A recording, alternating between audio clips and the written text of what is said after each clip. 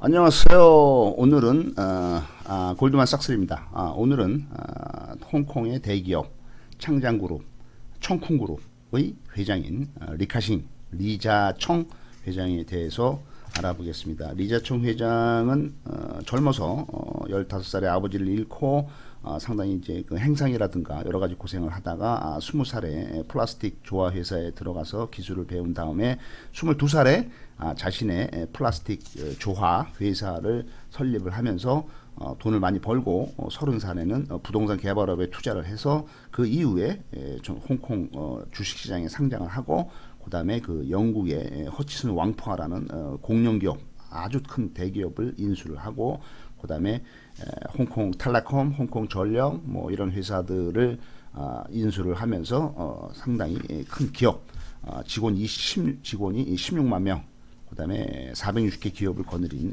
회장으로 우뚝 선 사람이지만은 상당히 인격이 훌륭하셔서 본인은 근검절약, 청렴하고 그다음에 홍콩에 많은 대학들을 세우는 등 좋은 일을 많이 하는 분으로 돼 있는데 이분이 1928년생이라 지금 현재 92살이 되겠습니다. 이 리카싱 회장의 한 말 중에 하나는 사기 전에 팔 생각을 하라 해서 최악의 경우를 생각을 준비를 해라. 그래서 충분한 준비를 하고 심사숙고를 하고 여력을 확보를 하라. 이렇게 말했습니다. 또한 날지 않을 때는 조용하지만은 한번 날면은 하늘을 찌른다. 이게 멋진 거죠. 그런 말을 했습니다. 이 말은 춘추 전국시대 초나라의 장왕의 경우와 똑같습니다. 초장왕이 이 초장왕에서 나온 그 고사성어 중에 불비불명이라는 말이 있는데 초장왕이 처음에 왕으로 즉위를 한 후에 3년 동안 아무 일도 안 하고 놀고 먹기만 하고 여자들하고 놀고 먹기만 하기 때문에 부하가 이제 그 얘기를 했습니다. 3년 동안 날지도 않고 울지도 않는 새를 뭐라고 합니까? 하니까 초장왕이 한 말이 그 새가 한번 날면은 하늘을 찌를 것이고 한번 울면은 세상을 놀라게 할 것이다. 해서 이제 불비불명이라는 말이 나왔는데 리카싱 회장도 같이 날지 않을 때는 조용하지만 한번 날면 하늘을 찌른다 이렇게 멋진 말을 해준 거죠. 이분이 이제 돈을 벌어서 드디어 이제 한 50대가 되면서부터는 사방에 이제 그 돈과 그 사업 경험을 이용해서 투자를 하고 사세를 더 키우게 되죠. 그래서 이제 1977년에 51살 때 홍콩 지하철 공사에 참여를 합니다.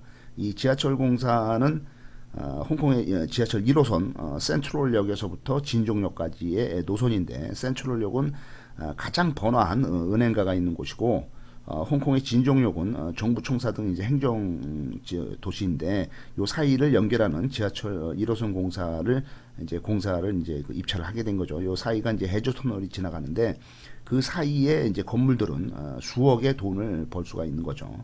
한국 노선이기 때문에 1977년 51살 때 공개 입찰을 했을 때는 이미 이분이 30살부터 이제 건설업에 투자를 했기 때문에 부동산 개발업을 한 지가 20년 경력이 쌓여 있는 상태입니다. 당시 그 공사의 경쟁 입찰에 경쟁사로 참가를 한 게 아주 막강한 큰 회사, 영국의 자본을 갖고 있는 부동산 회사, 영국의 대기업 자딘 메디슨 그룹이라는 그 자딘 메디슨 그룹의 부동산 자회사인 홍콩 랜드, 그다음에 스와이어 뭐 이런 회사들이 이제 그 입찰에 경쟁자로 참여를 한 거죠. 영국의 자딘 메디슨 그룹은 그때 이미 벌써 종업원이 13만 명이나 되고 본사는 홍콩에 있는데 매출이 10조 원이나 되는 아주 대기업입니다. 영국계 회사, 영국인이 이제 소유로 돼 있죠.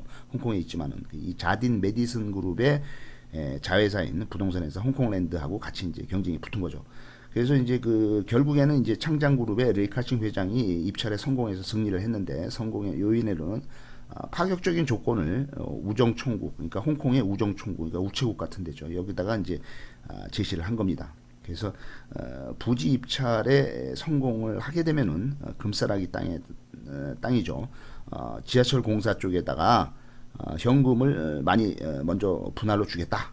그다음에 그 부지 대금을 이제 현금을 많이 주고 그다음에 이제 향후에 거기 땅에서 나는 이익의 51대 49로 이익을 배분해 주겠다라는 아주 유리한 조건을 우정총국에 제시를 해서 결국 입찰을 따냈습니다.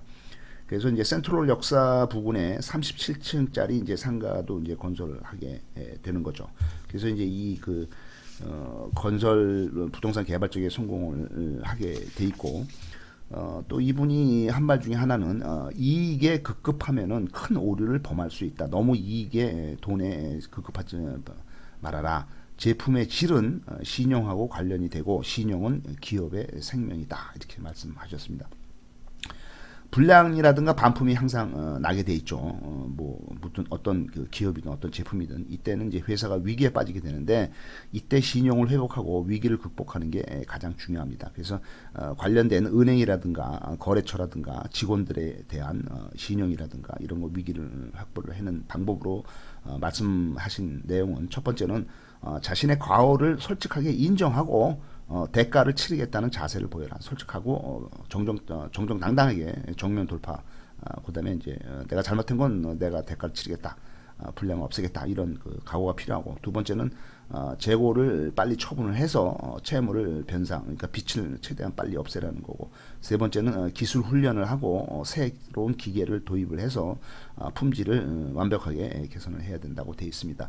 사업을 확장할 때는 신중함을 잃지 말아야만 하고 신중한 가운데서도 또 확장을 해야 된다 입니다. 그래서 머물러 있으면 안 되죠. 그때는 또 전진을 하지만 또 신중하지 않게 너무 무리하게 하면 안 된다 이거죠.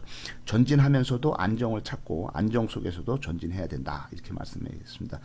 전체적인 시대적인 흐름을 고려해서 치밀한 전략을 세워야 된다 이렇게 되어 있습니다. 중국에서는 1966년에 문화 대혁명이 일어났어요. 마오쩌둥이 1966년 문화 대혁명을 일으켜서 한 10년 동안 이제 문화 대혁명이 됐는데 이 문화 대혁명 동안에 상당히 중국이 이제 어렵게 돼 있죠. 무슨 사상적인 공산주의 사상 때문에 뭐 이때 홍위병 나오고 그다음에 이제 자본주의자 색출해서 다 죽이고 그다음에 뭐 덩시어평이나 뭐 이런 유샤오치 이런 사람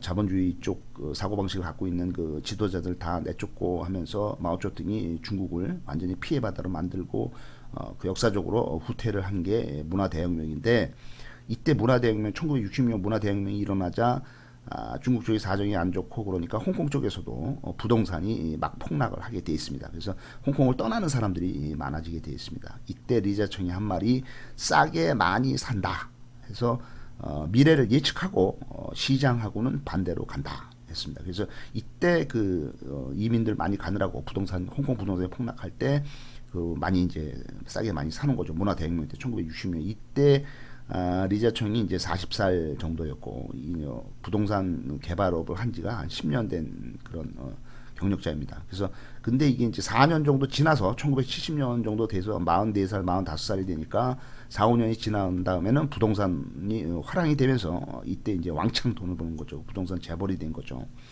그래서 이제 리자청은 또한 홍콩에 이제 경쟁 부동산 회사들이 많은데 그 중에서 이제 호프웰이라는 회사가 있습니다.